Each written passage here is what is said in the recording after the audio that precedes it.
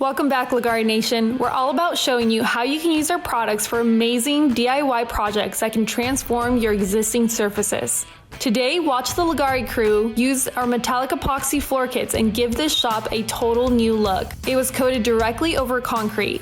To get your floor kit today, visit our website at www.leggari.com.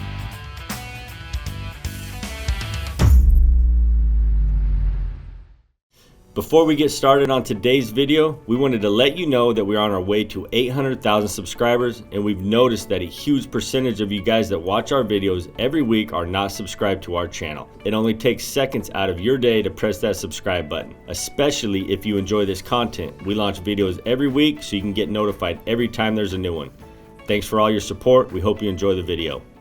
Okay, here we have an amazing shop floor. We got the Leggari Crew, some warehouse guys actually helping a good friend of theirs lay out epoxy in his shop. So we want to show you that process, and it's kind of cool because you can see how to do multiple kits in a larger area. And now they're doing the base coat. So the base coat is titanium. They will be doing black highlights, and you'll see by the time they're done with this floor, it's going to be absolutely beautiful, marbleized with 5 or 6 different tones of black and titanium. It's awesome.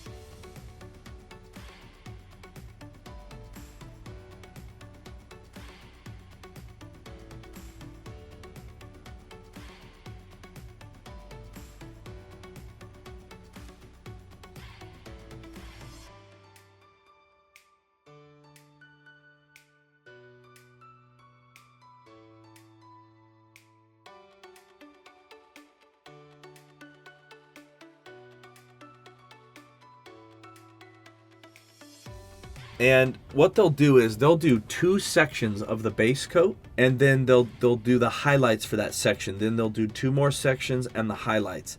And so the person on the floor who's using the squeegee is just communicating with the guy who's mixing. And so once that's laid out with the squeegee, then he's going to cross roll. And now this is an 18-inch roller. When you're doing larger areas, you want an 18-inch roller. We recommend 3/8 inch snap, and obviously you want to de-shed the roller. You want to roll that roller on some really sticky Scotch tape to remove any loose fibers. And now when you're using the roller, you're not pushing down. It's just the weight of the roller and the pull that's doing all the work and distributing the epoxy evenly.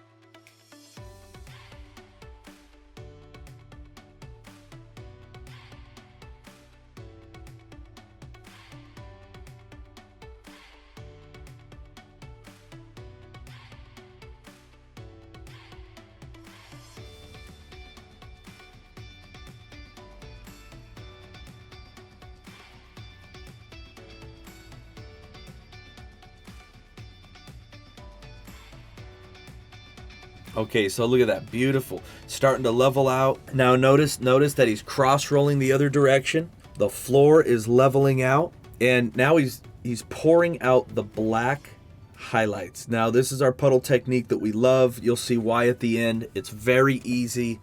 It's very fast, especially when you're doing larger areas. So he's being sure to get some around the edges because you always want to make it look like it goes under the wall.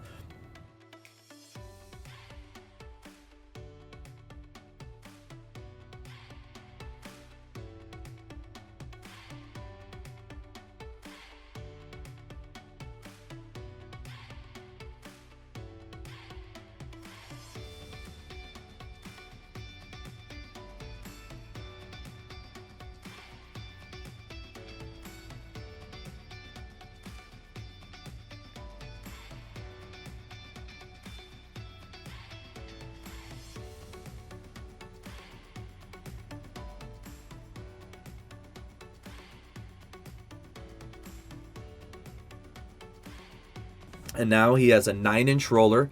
It's very hard to swirl with an 18-inch roller, so he has a 9-inch roller. Again, this is 3/8 inch nap, and it's already been de-shed. A lot of times we recommend you even have someone dedicated to the roller. So you have a guy on the squeegee, you have a guy cross-rolling, and then you have a guy on the roller, and then a guy mixing. So that's 4 people on something like this. And if everyone has a job, it goes really simple. No one's stressed out. It's very easy. But notice how he's just swirling over the piles. He's actually swirling over the entire surface of the floor.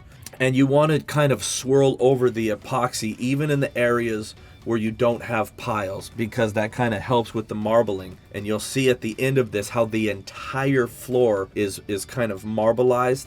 That's because he swirled the entire floor, not just the piles.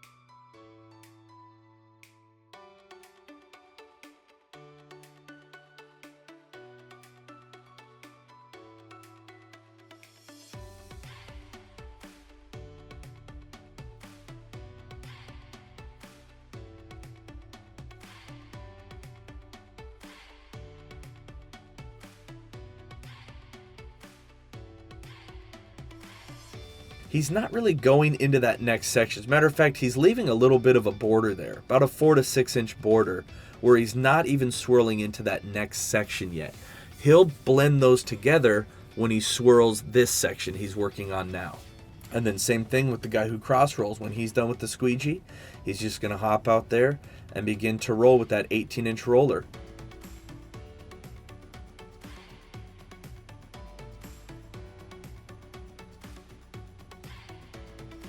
Just one final pass just to distribute that epoxy a little bit better, and then he's going to start cross rolling.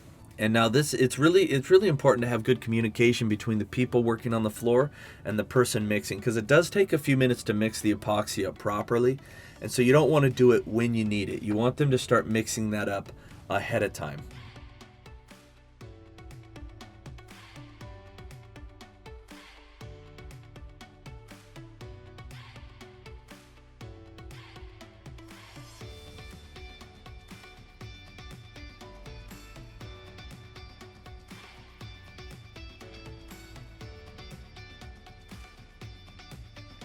Notice how he poured out the perimeter first and then he goes right down the middle.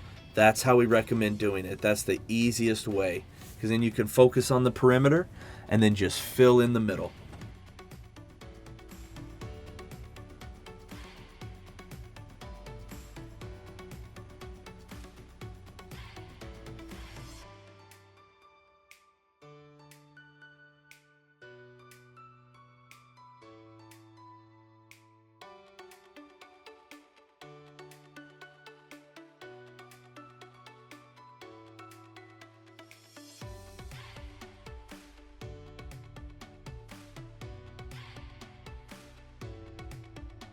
That's the process. Just constantly doing section to section, just moving along. You're just slowly moving across the floor, and everyone's working in unison, and everyone has one job. If you have enough people helping, these floors are the easiest floors in the world to do. You can cover massive square feet, have the most beautiful floors in the world, and nobody's stressed out.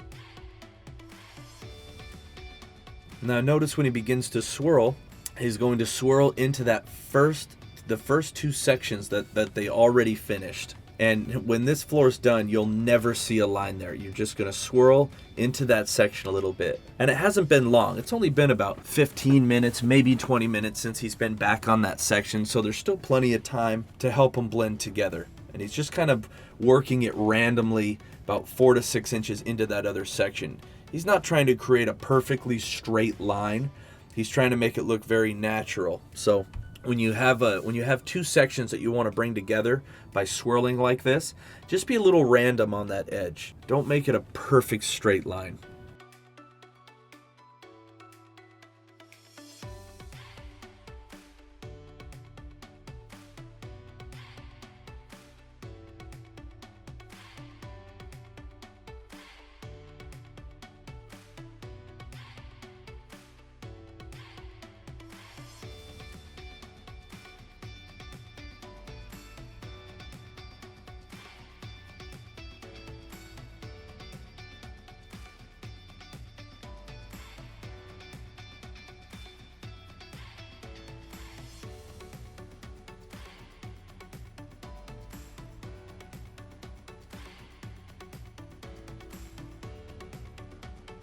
Look at all the marbling. Look at the highs and the lows. Even in the titanium by itself has highs and lows within itself.